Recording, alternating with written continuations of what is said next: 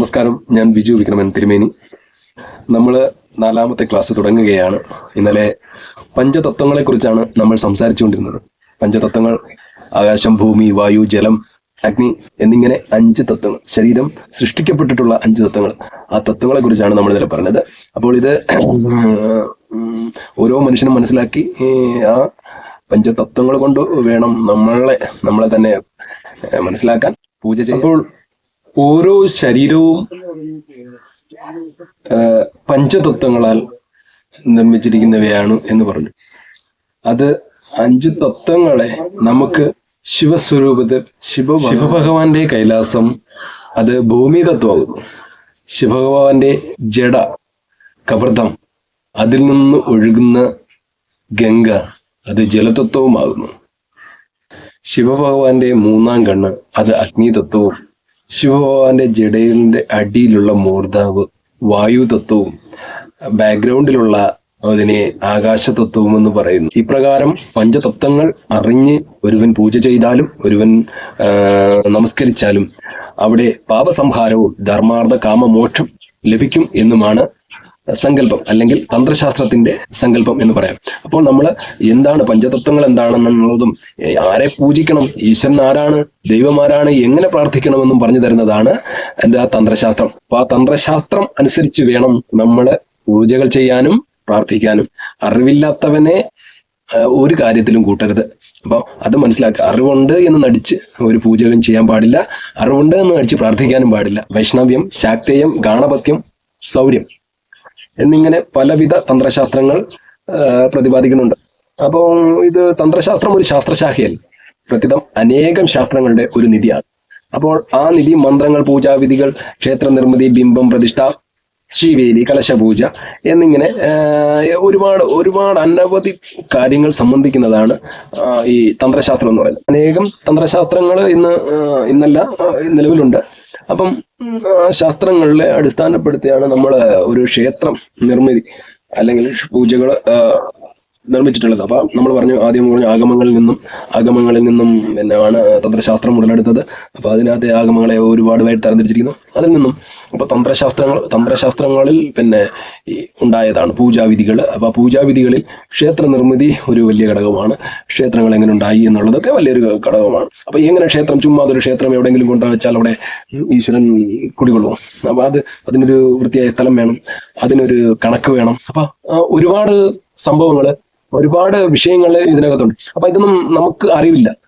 അറിവ് ഉണ്ടാക്കാൻ ഒരു ആചാര്യന്മാരോ ഒരു സംഘടനകളോ ഒരു വ്യക്തികളോ മുന്നോട്ട് തയ്യാറായിട്ടില്ല. കാരണം അവൻ അറിവുണ്ടെങ്കിൽ അവൻ മാത്രമാണ് അറിവുള്ളവൻ എന്ന് ധരിച്ചു. പൂജാവിധികൾ പഠിപ്പിക്കുന്ന പുസ്തകങ്ങളിലും ആചാര്യന്മാരിലും ഒക്കെ ഓരോ ഗ്രന്ഥങ്ങളിലും ക്ഷേത്ര നിയമങ്ങൾ പ്രതിപാദിക്കുന്ന അടിസ്ഥാന ഗ്രന്ഥങ്ങളെ ഒന്നും കുറിച്ച് വലിയതായിട്ട് ക്ഷേത്രം പൂജാ പഠനം എന്നുള്ളത് മാത്രം ഒതുങ്ങി നിൽക്കുന്നു. അവിടെ ക്ഷേത്ര നിർമ്മിതി എന്നതിനെ കുറിച്ച് ഒരാൾക്കും പറഞ്ഞു കൊടുക്കുന്നതായിട്ടോ അല്ലെങ്കിൽ ആ ഗ്രന്ഥങ്ങളിൽ പ്രതിപാദിക്കുന്നതായിട്ടോ നമുക്ക് കാണാൻ സാധിച്ചിട്ടില്ല. പിന്നെ അതിപ്പോൾ ക്ഷേത്ര നിർമ്മിതികളെ കുറിച്ചുള്ള ഒരുപാട് ഗ്രന്ഥങ്ങളൊക്കെ ഉണ്ടായിട്ടുണ്ട്. പക്ഷേ എങ്കിലും പൂജാ പഠന കാര്യങ്ങളിൽ അത് ഉൾപ്പെടുത്തിയിട്ടുണ്ടോ എന്ന് എനിക്കൊരു സംശയമുണ്ട്. അപ്പം അതിനെക്കുറിച്ച് നമുക്ക് വ്യക്തമായ ഒരു ധാരണ ഉണ്ടാവേണ്ടതുണ്ട്. നമുക്ക് പ്രത്യേകം ഒരു ക്ലാസ് കൊണ്ട് നേടേണ്ടതാണ്. അപ്പോൾ ക്ഷേത്രത്തിൻ്റെ ഒരു കണക്കനുസരിച്ച് ഈശാനുകോൺ, അഗ്നികോൺ, വായുകോൺ, നിര്യതി എന്നിങ്ങനെ 4 കോണുകളുണ്ട്. അപ്പോൾ അതിനകത്തെ അടിസ്ഥാനപ്പെടുത്തി അപ്പോൾ ഏതിനായി ഈശാനുകോണിലായാലും നിര്യതിയിലായാലുമാണ് ക്ഷേത്രത്തിൻ്റെ ശ്രീകോവിൽ ഉണ്ടാവേണ്ടത്. അപ്പം ആ ശ്രീകോവിലുകൾ അവിടെ ഉണ്ടാവേണ്ടത് അത്യാവശ്യമാണ് എന്നുള്ളത് ക്ഷേത്ര പൂജാരിമാർക്കോ ക്ഷേത്രത്തിലെ ഭക്തജനങ്ങൾക്കോ അറിയാമോ? അല്ലെങ്കിൽ ഒരു ബലിക്കൽ ഉണ്ടാവേണം, അല്ലെങ്കിൽ പ്രത്യേകിച്ച് എന്തൊക്കെ ഉണ്ടാവേണം എന്നുള്ളത് നമുക്ക് പഠിക്കേണ്ടതായിട്ടുണ്ട്. അത് ഇന്നത്തെ ഒരു ഭൂരിഭാഗം ആൾക്കാർക്കും അത് അറിവില്ല എന്നുള്ളതാണ് സത്യം. എല്ലാവരും പോയി തൊഴുന്നു, പൂജ ചെയ്യുന്നു, മണിയടിക്കുന്നു. ഇപ്പം മണിയടി പഠിച്ച് 2-3 മാസം അമ്പലങ്ങളിൽ ഒരു പരിചിതമായി കഴിഞ്ഞാൽ ഞാൻ വലിയ പൂജാരിയായി എന്നുള്ളതാണ്. മറ്റുള്ള മതങ്ങളിൽ നോക്കൂ, എത്ര വൃത്തിയായിട്ടും എത്ര സൗമ്യമായിട്ടും എത്ര ഗഹനമായിട്ടുമാണ് അവർ കുട്ടികളെ അവരുടെ ബൈബിളും അല്ലെ ഖുറാനും ഒക്കെ പഠിപ്പിക്കുന്നത് അല്ലെ. അപ്പൊ അത് ഇവിടെ നമ്മുടെ ഹിന്ദു സമൂഹത്തില് അങ്ങനെ ഒരു ആരെങ്കിലും ഒക്കെ തുനിഞ്ഞാൽ അവര് അല്ലെങ്കിൽ ആരെങ്കിലും ഒക്കെ പിന്നെ നമ്മുടെ പുരാണങ്ങളെ കുറിച്ച് പഠിക്കുക എന്ന് പറഞ്ഞാൽ, അല്ലെങ്കിൽ നമ്മുടെ ഈശ്വരനെ കുറിച്ച് പഠിക്കുക എന്ന് പറഞ്ഞാൽ, ദൈവങ്ങളെ കുറിച്ച് പഠിക്കുക എന്ന് പറഞ്ഞാൽ, അല്ലെങ്കിൽ ഒരു ഭഗവത്ഗീത പഠിക്കുക എന്ന് പറഞ്ഞാൽ ആരും ഒരു പാർട്ടിക്കാരനും ആവില്ല, അല്ലെങ്കിൽ അവൻ ഒരു പിന്നെ ഹിന്ദുത്വവാദി ആകില്ല. അതൊക്കെ സാധാരണ എല്ലാവരുടെയും തെറ്റിദ്ധാരണയാണ്. കാരണം ഒരു മനുഷ്യനെ പഠിച്ചിരിക്കേണ്ട കാര്യങ്ങളാണ് ആത്മീയത. കാരണം അത് ഒരു മനുഷ്യന്റെ മനസ്സിനെ ആണ് അവൻ പഠിക്കുന്നത്. അല്ലാതെ ഈ വെട്ടുക, കൊല്ലുക, തിന്നുക എന്നുള്ളതൊന്നും അല്ല പഠിക്കുന്നത്. ഒരു മനുഷ്യന്റെ അവനവന്റെ മനസ്സിന് പഠിക്കുക എന്നുള്ളത്. അപ്പം ക്ഷേത്രം നിർമ്മിക്കുന്നതിന് ഭൂമി കണ്ടെത്തി കഴിഞ്ഞാൽ ഭൂപരിഗ്രഹം നടത്തി ഹർഷണം എന്ന ചടങ്ങും ചെയ്ത് ഭൂമിയെ സമചതുരത്തിൽ തിരിക്കണം. ആ സമചതുരത്തിൽ ബ്രഹ്മസൂത്രവും യമസൂത്രവും വരച്ച് 4 തുല്യ ഖണ്ഡങ്ങളാക്കണം. ഇതിൽ വടക്ക് കിഴക്കേ ഖണ്ഡത്തിൽ ഈശനാഖണ്ഡമെന്നും വടക്ക് പടിഞ്ഞാറേതിനെ വായുഖണ്ഡമെന്നും തെക്ക് കിഴക്കേതിനെ അഗ്നിഖണ്ഡമെന്നും പറയുന്നു.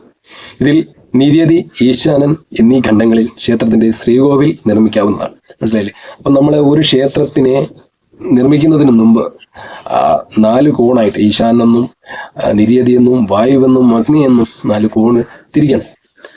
അപ്പൊ അതിനെ എന്താ പറയുന്നത്, ഹർഷണം എന്ന ചടങ്ങ് ചെയ്ത് ഭൂമിയെ 4ആയിട്ട് തിരിക്കണം എന്നാണ് പറയുന്നത്. സമചതുരത്തിൽ തിരിക്കണം. അപ്പൊ സമചതുരത്തിലുള്ള ഒരു ഭൂമിയെ നമ്മൾ ഒരു ക്ഷേത്രം നിർമ്മിക്കാൻ വേണ്ടി എടുക്കാവൂ എന്നാണ് പറയുന്നത്. അതിൽ ഈശാനുകോണിലോ നിര്യതിലോ മാത്രമേ ക്ഷേത്ര ശ്രീകോവിൽ നിർമ്മിക്കാൻ പാടുള്ളൂ. അങ്ങനെയൊക്കെയുള്ള ചടങ്ങുകളുണ്ട്, അങ്ങനെയൊക്കെയുള്ള കാര്യങ്ങളുണ്ട്. അപ്പം ഓരോരുത്തരെയും പഠിക്കുക എന്ന് പറയുന്നത് എല്ലാവർക്കും ഇപ്പോൾ ബുദ്ധിമുട്ടുള്ള കാര്യമാണ്. ഇപ്പൊ ദൈവവിശ്വാസി അവൻ അന്ധവിശ്വാസിയാണ്.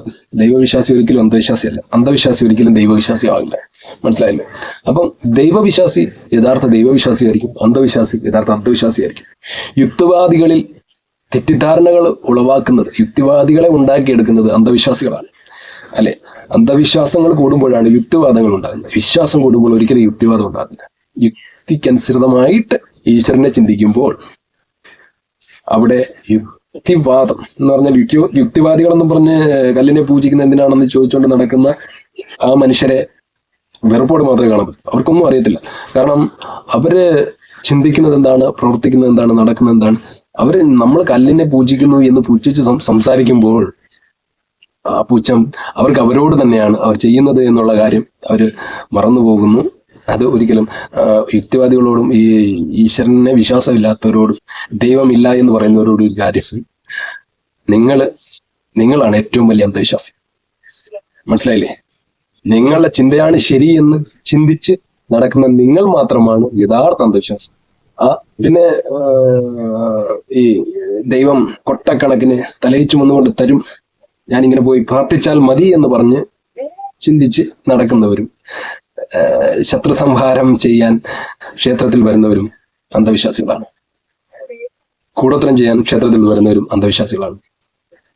മനസ്സിലായി? മറ്റൊരുവിനെ തകർക്കാൻ ക്ഷേത്രത്തിൽ പ്രാർത്ഥിക്കുന്നവനാരോ അവൻ അന്ധവിശ്വാസി എന്ന് പറഞ്ഞുകൊണ്ട് ഇപ്പോ ഞാൻ ഈ ക്ലാസ് അല്ലെങ്കിൽ ഞാൻ ഈ ഒരു പൂജാ പഠനം ഇവിടെ നിർത്തുന്നു. നമുക്ക് 5ാമത്തെ ഭാഗവുമായിട്ട് ഇനി വരാം. നന്ദി, നമസ്കാരം.